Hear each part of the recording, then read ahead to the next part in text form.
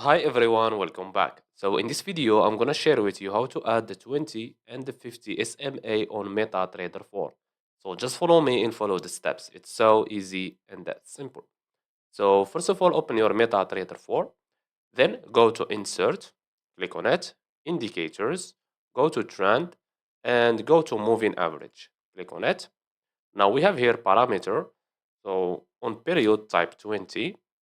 Method, make sure you choose simple because SMA stands for simple moving average.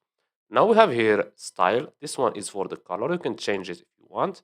So for me, I will keep this yellow color. And you have here the thickness of your SMA.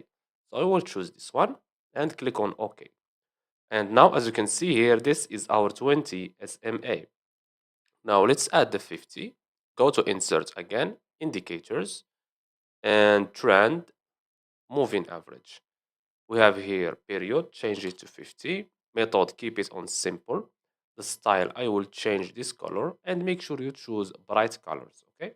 So I will choose white because we have this dark background. And the thickness, I will keep this one. Now click on OK.